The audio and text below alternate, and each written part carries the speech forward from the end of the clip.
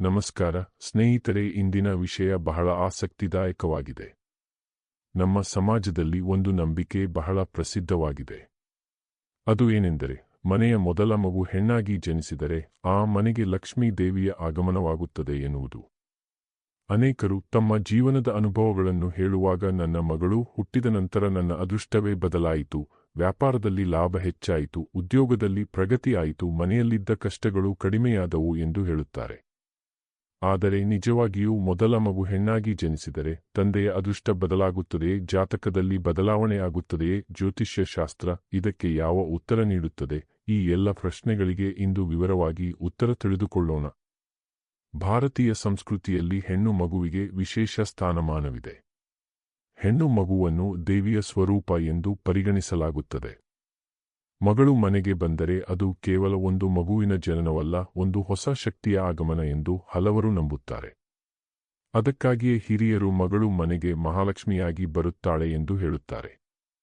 ಈ ಮಾತಿನ ಹಿಂದೆ ಕೇವಲ ಭಾವನೆ ಮಾತ್ರವಲ್ಲ, ಒಂದು ಆಳವಾದ ಸಾಂಸ್ಕೃತಿಕ ನಂಬಿಕೆಯೂ ಅಡಗಿದೆ. ಜ್ಯೋತಿಷ್ಯ ಶಾಸ್ತ್ರದ ಪ್ರಕಾರ ಪ್ರತಿಯೊಬ್ಬ ವ್ಯಕ್ತಿಯ ಜೀವನವು ಅವನ ಅಥವಾ ಅವಳ ಜನ್ಮ ಜಾತಕದ ಆಧಾರದ ಮೇಲೆ ಸಾಗುತ್ತದೆ. ವ್ಯಕ್ತಿಯ ಹುಟ್ಟಿದ ಸಮಯದಲ್ಲಿ ಗ್ರಹಗಳು ಯಾವ ಸ್ಥಾನದಲ್ಲಿರುತ್ತವೆಯೋ ಅದೇ ಅವನ ಜೀವನದ ಅನೇಕ ಪ್ರಮುಖ ಘಟನೆಗಳ ಮೇಲೆ ಪರಿಣಾಮ ಬೀರುತ್ತದೆ ಎಂದು ಜ್ಯೋತಿಷ್ಯ ಹೇಳುತ್ತದೆ. ಆದ್ದರಿಂದ ಒಬ್ಬ ವ್ಯಕ್ತಿಯ ಮೂಲ ಜಾತಕವು ಮತ್ತೊಬ್ಬರ ಜನನದಿಂದ ಸಂಪೂರ್ಣವಾಗಿ ಬದಲಾಗುತ್ತದೆ ಎಂದು ಹೇಳುವುದು ಸರಿಯಲ್ಲ. ತಂದೆಯ ಜಾತಕ ತಂದೆಯದೇ ಆಗಿರುತ್ತದೆ. ಮಗಳ ಜನನದಿಂದ ಜಾತಕದ ಗ್ರಹಗಳು ತಮ್ಮ ಸ್ಥಾನ ಬದಲಾಯಿಸುವುದಿಲ್ಲ. ಆದರೆ ಇಲ್ಲಿ ಒಂದು ವಿಶೇಷ ಸಂಗತಿ ಇದೆ. ಜ್ಯೋತಿಷ್ಯದ ಪ್ರಕಾರ ಜೀವನದಲ್ಲಿ ಕೆಲವು ಘಟನೆಗಳು ಶುಭಫಲಗಳನ್ನು ಸಕ್ರಿಯಗೊಳಿಸಬಹುದು. ಮಗಳ ಜನನ ಕೂಡ ಅಂತಹ ಒಂದು ಘಟನೆ ಎಂದು ಕೆಲ ಜ್ಯೋತಿಷಿಗಳು ಅಭಿಪ್ರಾಯಪಡುತ್ತಾರೆ. ಅಂದರೆ ಜಾತಕ ಬದಲಾಗುವುದಿಲ್ಲ, ಆದರೆ ಈಗಾಗಲೇ ಜಾತಕದಲ್ಲಿರುವ ಕೆಲವು ಶುಭ ಯೋಗಗಳ ಫಲಗಳು ಕಾಣಿಸಿಕೊಳ್ಳಲು ಆರಂಭವಾಗಬಹುದು. ಅನೇಕ ಕುಟುಂಬಗಳಲ್ಲಿ ಮಗಳು ಹುಟ್ಟಿದ ನಂತರ ಮನೆಯ ವಾತಾವರಣವೇ ಬದಲಾಗುತ್ತದೆ. ತಂದೆ ಹೆಚ್ಚು ಜವಾಬ್ದಾರಿಯುತ ವ್ಯಕ್ತಿಯಾಗುತ್ತಾನೆ. ಜೀವನದ ಬಗ್ಗೆ ಹೆಚ್ಚು ಗಂಭೀರವಾಗಿ ಯೋಚಿಸಲು ಆರಂಭಿಸುತ್ತಾನೆ. ಹಣಕಾಸಿನ ಯೋಜನೆಗಳನ್ನು ರೂಪಿಸುತ್ತಾನೆ. ಕುಟುಂಬದ ಭವಿಷ್ಯಕ್ಕಾಗಿ ಹೆಚ್ಚು ಪರಿಶ್ರಮ ಪಡುತ್ತಾನೆ. ಈ ಬದಲಾವಣೆಗಳ ಪರಿಣಾಮವಾಗಿ ಅವನ ಜೀವನದಲ್ಲಿ ಯಶಸ್ಸು ಹೆಚ್ಚಾಗಬಹುದು. ಆಗ ಜನರು ಅದನ್ನು ಮಗಳ ಅದೃಷ್ಟ ಎಂದು ಕರೆಯುತ್ತಾರೆ. ಹಿಂದೂ ಧರ್ಮಗ್ರಂಥಗಳಲ್ಲಿ ಕನ್ಯೆಯ ಮಹತ್ವವನ್ನು ಅನೇಕ ಕಡೆ ವಿವರಿಸಲಾಗಿದೆ. ನವರಾತ್ರಿಯ ಸಮಯದಲ್ಲಿ ಕನ್ಯಾ ಪೂಜೆ ಮಾಡುವ ಪದ್ಧತಿ ಇದಕ್ಕೆ ಒಂದು ಉದಾಹರಣೆ. ಸಣ್ಣ ಹೆಣ್ಣು ಮಕ್ಕಳನ್ನು ದೇವಿಯ ರೂಪದಲ್ಲಿ ಪೂಜಿಸಲಾಗುತ್ತದೆ. ಇದರಿಂದ ಹೆಣ್ಣು ಮಗುವಿನ ಆಗಮನವನ್ನು ಶುಭದ ಸಂಕೇತವಾಗಿ ಪರಿಗಣಿಸುವ ಸಂಪ್ರದಾಯ ಬಹಳ ಹಳೆಯದು ಎಂಬುದು ತಿಳಿಯುತ್ತದೆ. ಕೆಲವು ಜ್ಯೋತಿಷ್ಯ ಪರಂಪರೆಗಳಲ್ಲಿ ಮೊದಲ ಮಗಳು ಮನೆಯ ಸೌಭಾಗ್ಯದ ಸಂಕೇತ ಎಂದು ಹೇಳಲಾಗುತ್ತದೆ. ವಿಶೇಷವಾಗಿ ಶುಕ್ರ ಮತ್ತು ಚಂದ್ರ ಗ್ರಹಗಳ ಶುಭ ಪ್ರಭಾವವಿದ್ದಾಗ ಮಗಳ ಜನನ ಕುಟುಂಬಕ್ಕೆ ಹೆಚ್ಚಿನ ಸಂತೋಷ ಮತ್ತು ಸಮೃದ್ಧಿಯನ್ನು ತರುತ್ತದೆ ಎಂದು ನಂಬಲಾಗುತ್ತದೆ. ಆದರೆ ಇದು ಪ್ರತಿಯೊಬ್ಬರ ಜಾತಕವನ್ನು ಅವಲಂಬಿಸಿರುತ್ತದೆ. ಎಲ್ಲರಿಗೂ ಒಂದೇ ರೀತಿಯ ಫಲ ಸಿಗುತ್ತದೆ ಎಂದು ಹೇಳಲು ಸಾಧ್ಯವಿಲ್ಲ. ನಮ್ಮ ಸಮಾಜದಲ್ಲಿ ಸಾವಿರಾರು ಉದಾಹರಣೆಗಳನ್ನು ಕೇಳಬಹುದು. ಕೆಲವರು ಹೇಳುತ್ತಾರೆ, ಮಗಳು ಹುಟ್ಟಿದ ನಂತರ ನಾನು ಮೊದಲ ಮನೆ ಖರೀದಿಸಿದೆ. ಮತ್ತೊಬ್ಬರು ಹೇಳುತ್ತಾರೆ, ನನ್ನ ವ್ಯವಹಾರ ಮಗಳ ಜನನದ ನಂತರ ಬೆಳೆಯಲು ಆರಂಭವಾಯಿತು. ಇಂತಹ ಅನುಭವಗಳು ಜನರಲ್ಲಿ ಮಗಳು ಅದೃಷ್ಟದ ಸಂಕೇತ ಎಂಬ ನಂಬಿಕೆಯನ್ನು ಇನ್ನಷ್ಟು ಗಟ್ಟಿಗೊಳಿಸುತ್ತವೆ. ಆದರೆ ಜ್ಯೋತಿಷ್ಯ ಶಾಸ್ತ್ರವು ಒಂದು ವಿಷಯವನ್ನು ಸ್ಪಷ್ಟವಾಗಿ ಹೇಳುತ್ತದೆ. ಯಾವುದೇ ವ್ಯಕ್ತಿಯ ಜೀವನದಲ್ಲಿ ನಡೆಯುವ ಒಳ್ಳೆಯ ಅಥವಾ ಕೆಟ್ಟ ಘಟನೆಗಳಿಗೆ ಕೇವಲ ಒಂದು ಕಾರಣ ಇರುವುದಿಲ್ಲ. ದಶಾ, ಭುಕ್ತಿ, ಗ್ರಹಗೋಚಾರ, ಪೂರ್ವಕರ್ಮ, ಪ್ರಸ್ತುತ ಪರಿಶ್ರಮ ಮತ್ತು ಕುಟುಂಬದ ಪರಿಸ್ಥಿತಿಗಳು ಎಲ್ಲವೂ ಸೇರಿ ಫಲಿತಾಂಶಗಳನ್ನು ರೂಪಿಸುತ್ತವೆ. ಆದ್ದರಿಂದ ಮಗಳ ಜನನವೇ ಎಲ್ಲಾ ಬದಲಾವಣೆಗಳಿಗೆ ಏಕೈಕ ಕಾರಣ ಎಂದು ಹೇಳುವುದು ಸರಿಯಾಗುವುದಿಲ್ಲ. ಮಗಳ ಜನನದ ನಂತರ ಅನೇಕ ತಂದೆಯರಲ್ಲಿ ಮಾನಸಿಕ ಬದಲಾವಣೆಗಳು ಕಂಡುಬರುತ್ತವೆ. ಅವರು ತಮ್ಮ ಆರೋಗ್ಯದ ಬಗ್ಗೆ ಹೆಚ್ಚು ಕಾಳಜಿ ವಹಿಸುತ್ತಾರೆ. ಕುಟುಂಬದ ಭದ್ರತೆಗಾಗಿ ಹೆಚ್ಚು ಶ್ರಮಿಸುತ್ತಾರೆ. ಜೀವನದ ಗುರಿಗಳನ್ನು ಸ್ಪಷ್ಟವಾಗಿ ನಿರ್ಧರಿಸುತ್ತಾರೆ. ಈ ಎಲ್ಲ ಬದಲಾವಣೆಗಳು ಅವರ ಪ್ರಗತಿಗೆ ಕಾರಣವಾಗಬಹುದು. ಹೀಗಾಗಿ ಕೆಲವೊಮ್ಮೆ ಅದೃಷ್ಟ ಬದಲಾಗಿದೆ ಎಂದು ಕಾಣಿಸಿದರೂ ಅದರ ಹಿಂದೆ ಮಾನಸಿಕ ಮತ್ತು ಪ್ರಾಯೋಗಿಕ ಕಾರಣಗಳು ಇರುತ್ತವೆ. ಧಾರ್ಮಿಕ ನಂಬಿಕೆಗಳ ಪ್ರಕಾರ ಹೆಣ್ಣು ಮಗು ಮನೆಯಲ್ಲಿರುವ ನಕಾರಾತ್ಮಕ ಶಕ್ತಿಯನ್ನು ಕಡಿಮೆ ಮಾಡಿ ಸಕಾರಾತ್ಮಕ ವಾತಾವರಣವನ್ನು ಹೆಚ್ಚಿಸುತ್ತದೆ ಎಂದು ಹೇಳಲಾಗುತ್ತದೆ. ಮಗಳ ನಗು ಅವಳ ಪ್ರೀತಿ ಮತ್ತು ಮನೆಯವರೊಂದಿಗೆ ಇರುವ ಬಾಂಧವ್ಯ ಕುಟುಂಬದಲ್ಲಿ ಸಂತೋಷದ ವಾತಾವರಣವನ್ನು ನಿರ್ಮಿಸುತ್ತದೆ. ಸಂತೋಷವಿರುವ ಮನೆಯಲ್ಲಿ ಯಶಸ್ಸು ಕೂಡ ಸುಲಭವಾಗಿ ಬರುತ್ತದೆ ಎಂಬ ನಂಬಿಕೆಯಿದೆ. ಇನ್ನೊಂದು ಮುಖ್ಯ ವಿಷಯವೆಂದರೆ ಕರ್ಮ. ಜ್ಯೋತಿಷ್ಯ ಮತ್ತು ಧರ್ಮ ಎರಡೂ ಕರ್ಮಕ್ಕೆ ಅತ್ಯಂತ ಮಹತ್ವ ನೀಡುತ್ತವೆ. ಒಬ್ಬ ವ್ಯಕ್ತಿಯ ಭವಿಷ್ಯವು ಅವನ ಕರ್ಮಗಳ ಮೇಲೆ ಹೆಚ್ಚು ಅವಲಂಬಿತವಾಗಿರುತ್ತದೆ. ಮಗಳು ಹುಟ್ಟಿದರೆ ಮಾತ್ರ ಜೀವನದಲ್ಲಿ ಅದ್ಭುತಗಳು ನಡೆಯುತ್ತವೆ ಎಂಬ ಕಲ್ಪನೆ ಸರಿಯಲ್ಲ. ಆದರೆ ಮಗಳ ಆಗಮನವು ವ್ಯಕ್ತಿಯನ್ನು ಉತ್ತಮ ಮಾರ್ಗದಲ್ಲಿ ನಡೆಯುವಂತೆ ಪ್ರೇರೇಪಿಸಿದರೆ ಆ ಮೂಲಕ ಅವನ ಜೀವನದಲ್ಲಿ ಉತ್ತಮ ಫಲಗಳು ಬರಬಹುದು.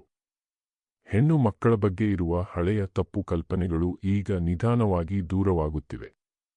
ಇಂದಿನ ದಿನಗಳಲ್ಲಿ ಹೆಣ್ಣು ಮಕ್ಕಳು ಶಿಕ್ಷಣ, ವಿಜ್ಞಾನ, ಕ್ರೀಡೆ, ರಾಜಕೀಯ, ಆಡಳಿತ, ಉದ್ಯಮ ಸೇರಿದಂತೆ ಪ್ರತಿಯೊಂದು ಕ್ಷೇತ್ರದಲ್ಲೂ ದೊಡ್ಡ ಸಾಧನೆಗಳನ್ನು ಮಾಡುತ್ತಿದ್ದಾರೆ. ಅನೇಕ ಕುಟುಂಬಗಳ ಹೆಮ್ಮೆಯ ಕಾರಣವಾಗುತ್ತಿದ್ದಾರೆ. ಹೀಗಾಗಿ ಮೊದಲ ಮಗು ಹೆಣ್ಣು ಎನ್ನುವುದು ಯಾವುದೇ ರೀತಿಯ ಕೊರತೆ ಅಥವಾ ದುಃಖದ ವಿಷಯವಲ್ಲ, ಅದು ಹೆಮ್ಮೆಪಡುವ ವಿಷಯವಾಗಿದೆ. ಕೆಲವು ಜ್ಯೋತಿಷಿಗಳು ಹೇಳುವ ಪ್ರಕಾರ ಮೊದಲ ಮಗಳು ಹುಟ್ಟುವುದು ತಂದೆಯ ಜೀವನದಲ್ಲಿ ಶುಭ ಸೂಚಕವಾಗಿರಬಹುದು. ಆದರೆ ಅವರು ಕೂಡ ಒಂದು ವಿಷಯವನ್ನು ಒತ್ತಿ ಹೇಳುತ್ತಾರೆ. ಅದು ಏನೆಂದರೆ ಶುಭಫಲಗಳ ಮೂಲ ಕಾರಣ ಜಾತಕದಲ್ಲಿರುವ ಯೋಗಗಳು ಮತ್ತು ವ್ಯಕ್ತಿಯ ಪರಿಶ್ರಮ. ಮಗಳ ಜನನವು ಆ ಶುಭಫಲಗಳು ಹೊರಹೊಮ್ಮಲು ಒಂದು ಸಂದರ್ಭವಾಗಬಹುದು. ವೈಜ್ಞಾನಿಕ ದೃಷ್ಟಿಯಿಂದ ನೋಡಿದರೆ ಮಗುವಿನ ಲಿಂಗವು ಸಂಪೂರ್ಣವಾಗಿ ಜೀವಶಾಸ್ತ್ರೀಯ ಪ್ರಕ್ರಿಯೆಯಿಂದ ನಿರ್ಧಾರವಾಗುತ್ತದೆ.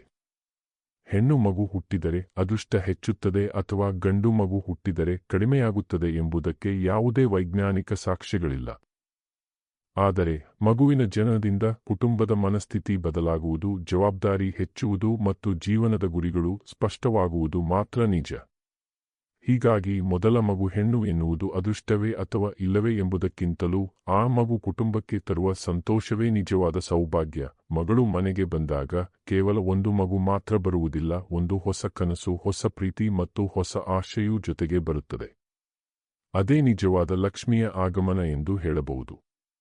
ಹಾಗಾದರೆ ನಿಜಕ್ಕೂ ಮೊದಲ ಮಗು ಹೆಣ್ಣಾಗಿ ಜನಿಸಿದರೆ ತಂದೆಯ ಅದೃಷ್ಟ ಬದಲಾಗುತ್ತದೆಯೇ? ಜ್ಯೋತಿಷ್ಯ ಶಾಸ್ತ್ರ ಈ ಬಗ್ಗೆ ಏನು ಹೇಳುತ್ತದೆ? ಶಾಸ್ತ್ರಗಳು, ಪುರಾಣಗಳು ಮತ್ತು ಅನುಭವಗಳು ಯಾವ ರೀತಿಯ ಸಂದೇಶವನ್ನು ನೀಡುತ್ತವೆ? ಈ ವಿಷಯವನ್ನು ತಿಳಿದುಕೊಳ್ಳಲು ಮೊದಲು ನಾವು ಭಾರತೀಯ ಸಂಸ್ಕೃತಿಯ ಹಿನ್ನೆಲೆಯನ್ನು ಅರ್ಥಮಾಡಿಕೊಳ್ಳಬೇಕು. ಭಾರತೀಯ ಸಂಸ್ಕೃತಿಯಲ್ಲಿ ಹೆಣ್ಣು ಮಗುವನ್ನು ಕೇವಲ ಒಂದು ಮಗುವಾಗಿ ಮಾತ್ರ ನೋಡುವುದಿಲ್ಲ, ಅವಳನ್ನು ಮನೆಯ ಸಂತೋಷ, ಪ್ರೀತಿ, ಕರುಣೆ ಮತ್ತು ಸಮೃದ್ಧಿಯ ಸಂಕೇತವಾಗಿ ಪರಿಗಣಿಸಲಾಗುತ್ತದೆ. ಅನೇಕ ಕಡೆಗಳಲ್ಲಿ ಮಗಳು ಜನಿಸಿದಾಗ ಮನೆಯ ಹಿರಿಯರು ಲಕ್ಷ್ಮಿ ಬಂದಳು ಎಂದು ಸಂತೋಷಪಡುತ್ತಾರೆ. ಇದು ಕೇವಲ ಒಂದು ಮಾತಲ್ಲ, ತಲೆಮಾರುಗಳಿಂದ ಬಂದಿರುವ ಒಂದು ನಂಬಿಕೆ. ಹಿಂದೂ ಧರ್ಮದಲ್ಲಿ ದೇವಿ ಲಕ್ಷ್ಮಿಯನ್ನು ಸಂಪತ್ತು ಮತ್ತು ಸೌಭಾಗ್ಯದ ಅಧಿದೇವತೆಯಾಗಿ ಪೂಜಿಸಲಾಗುತ್ತದೆ.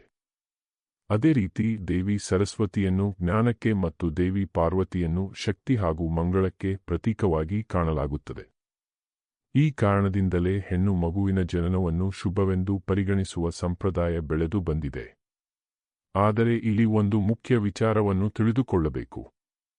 ಜ್ಯೋತಿಷ್ಯ ಶಾಸ್ತ್ರದ ಪ್ರಕಾರ ಪ್ರತಿಯೊಬ್ಬ ವ್ಯಕ್ತಿಯ ಜನ್ಮ ಜಾತಕವು ಅವನು ಅಥವಾ ಅವಳು ಹುಟ್ಟಿದ ಸಮಯದಲ್ಲಿ ಗ್ರಹಗಳ ಸ್ಥಿತಿಯನ್ನು ಆಧರಿಸಿ ರೂಪುಗೊಳ್ಳುತ್ತದೆ.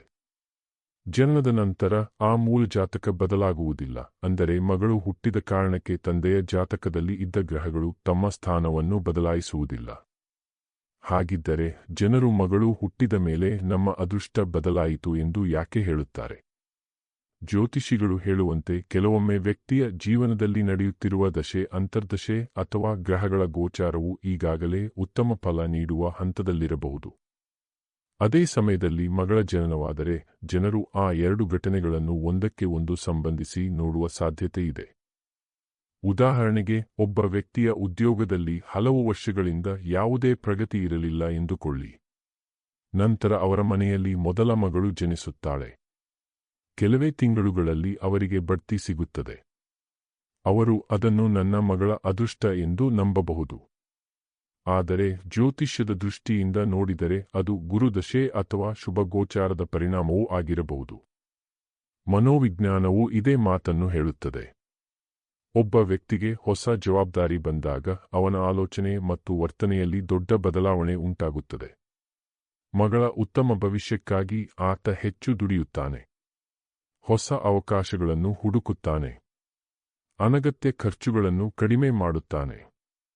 ಇದರ ಪರಿಣಾಮವಾಗಿ ಆರ್ಥಿಕ ಪರಿಸ್ಥಿತಿ ಸುಧಾರಿಸುತ್ತದೆ. ಆದ್ದರಿಂದ ಕೆಲವರು ಅದನ್ನು ಮಗಳ ಅದೃಷ್ಟ ಎಂದು ಕರೆಯುತ್ತಾರೆ.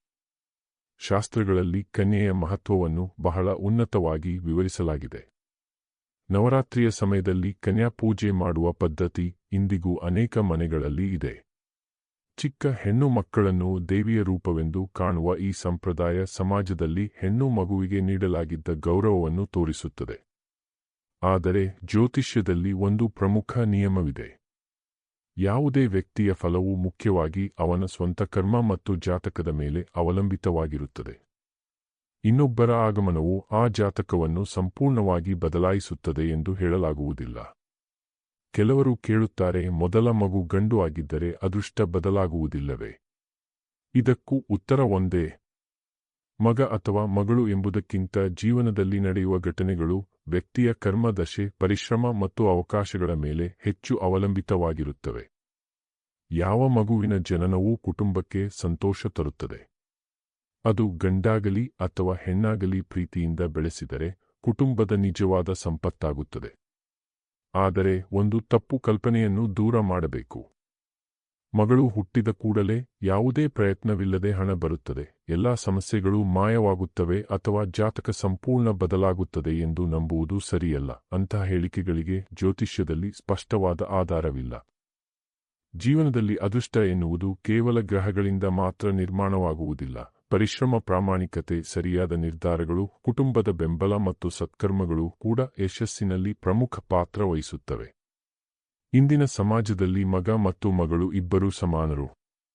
ಇಬ್ಬರಿಗೂ ಸಮಾನ ಶಿಕ್ಷಣ, ಸಮಾನ ಅವಕಾಶ ಮತ್ತು ಸಮಾನ ಪ್ರೀತಿಯನ್ನು ನೀಡುವುದು ಪ್ರತಿಯೊಬ್ಬ ಪೋಷಕರ ಕರ್ತವ್ಯವಾಗಿದೆ. ಹಾಗಾಗಿ ಮೊದಲ ಮಗು ಹೆಣ್ಣಾದರೆ ಅದೃಷ್ಟನ ಎಂಬ ಪ್ರಶ್ನೆಗೆ ಉತ್ತರ ಹೀಗಿದೆ. ಸಾಂಸ್ಕೃತಿಕ ಮತ್ತು ಧಾರ್ಮಿಕ ನಂಬಿಕೆಗಳ ಪ್ರಕಾರ ಅದನ್ನು ಶುಭವೆಂದು ಪರಿಗಣಿಸಲಾಗುತ್ತದೆ. ಅನೇಕ ಕುಟುಂಬಗಳು ತಮ್ಮ ಅನುಭವದಿಂದ ಅದನ್ನು ಸೌಭಾಗ್ಯದ ಸಂಕೇತವೆಂದು ನಂಬುತ್ತವೆ. ಆದರೆ ಜ್ಯೋತಿಷ್ಯ ಶಾಸ್ತ್ರದ ದೃಷ್ಟಿಯಿಂದ ತಂದೆಯ ಮೂಲ ಜನ್ಮಜಾತಕವು ಮಗಳ ಜನನದಿಂದ ಬದಲಾಗುವುದಿಲ್ಲ. ಜೀವನದಲ್ಲಿ ಕಂಡುಬರುವ ಉತ್ತಮ ಬದಲಾವಣೆಗಳು ದಶೆ, ಗೋಚಾರ, ಕರ್ಮ, ಪರಿಶ್ರಮ ಮತ್ತು ಸಕಾರಾತ್ಮಕ ಮನೋಭಾವದ ಒಟ್ಟಾರೆ ಪರಿಣಾಮವಾಗಿರಬಹುದು.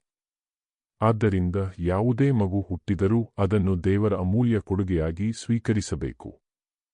ಮಗ ಅಥವಾ ಮಗಳು ಎಂಬ ಭೇದ ಮಾಡದೆ ಪ್ರೀತಿ, ಶಿಕ್ಷಣ ಮತ್ತು ಉತ್ತಮ ಸಂಸ್ಕಾರಗಳನ್ನು ನೀಡಬೇಕು. ಏಕೆಂದರೆ ನಿಜವಾದ ಅದೃಷ್ಟ ನಮ್ಮ ಮನೆಯೊಳಗೆ ಹುಟ್ಟುವ ಮಗುವಿನ ಲಿಂಗದಲ್ಲಲ್ಲ, ಅದನ್ನು ನಾವು ಹೇಗೆ ಬೆಳೆಸುತ್ತೇವೆ ಎಂಬುದರಲ್ಲಿದೆ. ಅಂತಿಮವಾಗಿ ಹೇಳುವುದಾದರೆ, ಮೊದಲ ಮಗು ಹೆಣ್ಣಾಗಿ ಜನಿಸುವುದು ಅನೇಕ ಕುಟುಂಬಗಳಿಗೆ ಸಂತೋಷ, ಆಶೀರ್ವಾದ ಮತ್ತು ಹೊಸ ಭರವಸೆಯ ಸಂಕೇತವಾಗಿದೆ. ಜ್ಯೋತಿಷ್ಯ ಶಾಸ್ತ್ರದ ಪ್ರಕಾರ ತಂದೆಯ ಮೂಲ ಜಾತಕ ಬದಲಾಗುವುದಿಲ್ಲ, ಆದರೆ ಜಾತಕದಲ್ಲಿರುವ ಶುಭಯೋಗಗಳು ಸಕ್ರಿಯವಾಗುವ ಸಾಧ್ಯತೆಯಿದೆ ಎಂದು ಕೆಲವರು ನಂಬುತ್ತಾರೆ. ಮಗಳ ಆಗಮನದಿಂದ ಕುಟುಂಬದಲ್ಲಿ ಸಂತೋಷ, ಪ್ರೀತಿ ಮತ್ತು ಸಕಾರಾತ್ಮಕ ಶಕ್ತಿ ಹೆಚ್ಚಿದರೆ ಅದು ಜೀವನದ ಪ್ರಗತಿಗೆ ಕಾರಣವಾಗಬಹುದು. ನಿಮಗೆ ಈ ವಿಡಿಯೋ ಇಷ್ಟವಾದರೆ ಲೈಕ್ ಮಾಡಿ. ನಿಮ್ಮ ಅಭಿಪ್ರಾಯವನ್ನು ಕಾಮೆಂಟ್ನಲ್ಲಿ ತಿಳಿಸಿ. ಮತ್ತಷ್ಟು ಇಂತಹ ವಿಡಿಯೋಗಳಿಗಾಗಿ ನಮ್ಮ ಚಾನೆಲ್ ಅನ್ನು ಸಬ್ಸ್ಕ್ರೈಬ್ ಮಾಡಿ. ಧನ್ಯವಾದಗಳು.